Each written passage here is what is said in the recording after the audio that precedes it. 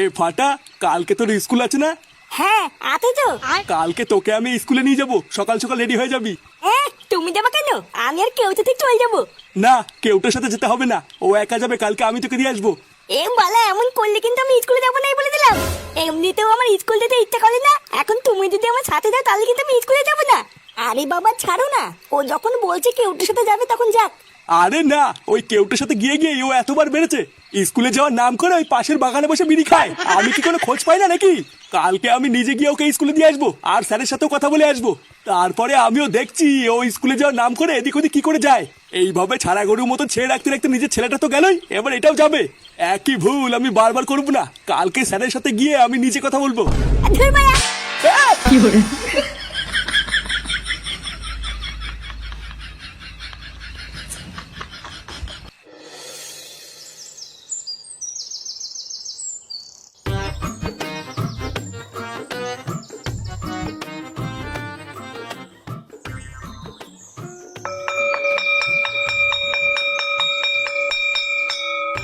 নমস্কার স্যার।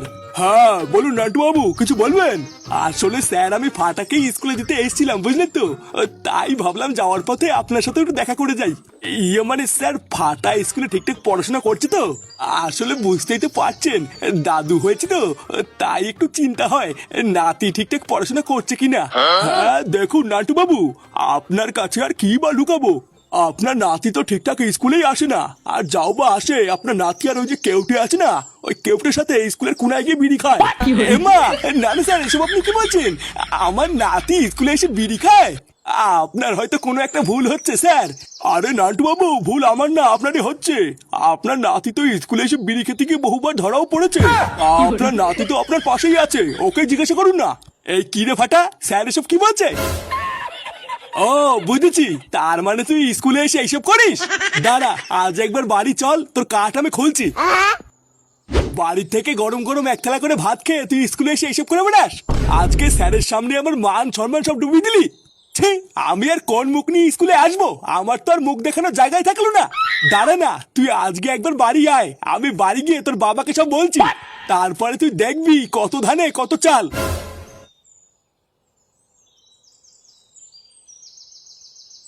বাড়া, তুই কি খেয়ে দিয়ে কোনো কাজ পাস না নাকি? তোর দাদুকে ডেকে এনেছিস কেন? বালা, আমি কি নিয়ে এসছি নাকি? ওই চুদ না নিজে জোর করে এসছে। এই যে এবার স্যার যে তোর দাদুর কাছে বললো আমি আর তুই নাকি বিড়ি খাই, দেবে তোর দাদুকে আর কোনোদিন তোর বাড়িতে আমাকে ঢুকতে দেবে? আরে ধুর, দেবে দেবে না দেবে না দেবে। ফাটা, ওই দে ওই দে, এটাই হলো আমাদের স্কুলের নতুন ম্যাডাম, বুঝলি, যে নিতাই স্যারের জায়গায় এসছে।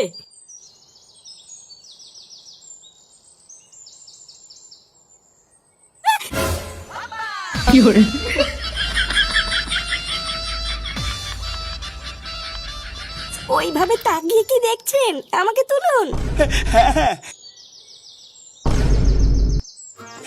আসলে আপনি কিছু মনে করবেন না, বুঝলেন, আমি না একদম বুঝতে পারিনি আপনি পড়ে যাবেন। এমা না না, এখানে মনে করার কি আছে? আপনি আমাকে না ধরলে তো আমি পড়েই যেতাম। না না, আমি থাকতে আপনি পড়ে যাবেন তাই হয় নাকি? মানে আসলে আপনার নামটা? আমার নাম মধুবালা। সেটা ভাঙা। কিছু বললেন?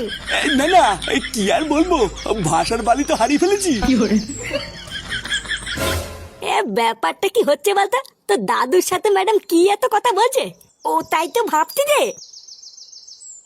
যাই হোক, আপনি আমার আজকে যে উপকার করলেন, আমি ধন্যবাদ দিয়ে আপনাকে ছোট করব না। একদিন সময় করে আসবেন, আপনার উপকারের প্রতিদান আমি পুষিয়ে দেব।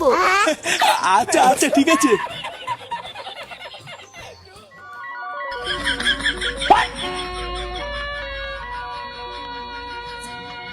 ছাড়ুন নান্টু বাবু। না শোনা, আমি ছাড়বো না। ছাড়ুন, সবাই দেখছে তো। দেখো গিয়ে, একবার যখন তোমাকে আমি কাছে পেয়েছি আর ছাড়বো না। আরে বাবা, ছাড়ুন না, ছাড়ুন আমাকে, ছাড়ুন। কি গো, কি শুরু করেছো তুমি এইসব? ছাড়ো বৌমাকে, ছাড়ো। কি বৌমা? বৌমা, তুমি আমাকে ভুল বুঝো না, আমি একদম বুঝতে পারিনি। সাদা বুড়ো পাঠা, যত বয়স বাড়ছে তত কি রস বাড়ছে নাকি? শেষ মেশ কিনা বৌমাকে জড়িয়ে ধরলে? ছি ছি ছি ছি বাবা ছি। শেষ বয়সে কি তোমার কুরকুরে নিয়ে উঠেছে নাকি? হ্যাঁ, কোনটা ছেলের বউ কোনটা নিজের বউ সবকিছুরই পোঙা মেরে বসে আছো। যা দিনকাল পড়েছে এখন তো দেখছি ঘরের ভিতরে ইজ্জত নিয়ে খেলা চলছে। হ্যাঁ এইসব দেখার আগে আমার চোখের পুঙ্গা মারা হয়ে গেল না কেন?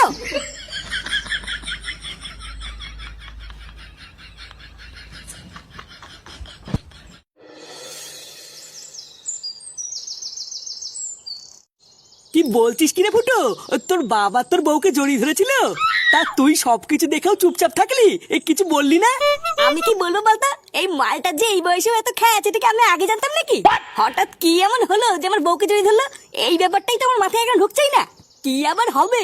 আমি শুনেছি জানিস, বুড়ো বয়সে নাকি ছেলেদের কুরকুরানি ওঠে। দেখ গিয়ে তোর বাপেরে উঠেছে, তুই মিলিয়ে নে কোন সময় খবর পাবি লেওরা তোর ভাই হবে। ঢ্যাম নাই সম্পত্তি একটাই ভাগ হবে, সেটা হচ্ছে ফুটোর নামে, বুঝলি তো? কোন সময় যদি এমন শুনি লেওরা বাড়ি গিয়ে বাপের পলতে আগুন ধরে দেবো, তখন বুঝবে কেমন লাগে। আমি বলি কি ফুটো, তোর বাপের নামে যা শুনছি আমার কি মনে হয় জানিস, তোর বউকে কিছুদিনের জন্য তোর বাপের থেকে একটু দূরে দূরে রাখ, দরকার পড়লে তোর বউয়ের বাপের বাড়ি দিয়ে এগিয়ে যা। হ্যাঁ এটা তুই ঠিকই বলেছিস। লেওরা আমি আর যদি কোনোদিন এরকম দেখি, আমি আর রিস্ক নেবো না, সোজা বাপের বাড়ি দিয়ে আসবো। তার আগে আমার বাপটাকে একটু চোখে চোখে রাখতে হবে। মালটা না ভাব খাইতে খুব একটা ভালো লাগছে না। হ্যাঁ রে ফুটো, ও ঠিকই বলেছিস, ওটাই কর।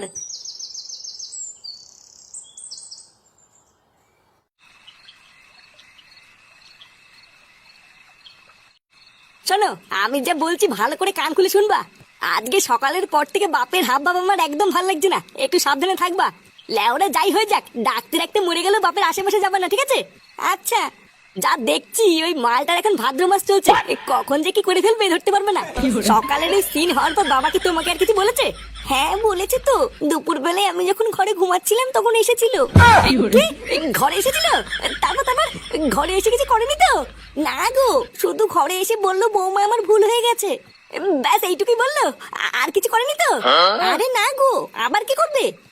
না না কিছু না কিছু না। জানো বাবা, আজকে স্কুলে গিয়ে দাদু কি করেছে? স্কুলে স্কুলে গিয়ে আবার তোর দাদু কি করলো? আরে আজকে স্কুলে নতুন ম্যাডাম এসেছে, বুঝলে তো? তারপরে দাদু যখন যাচ্ছিল,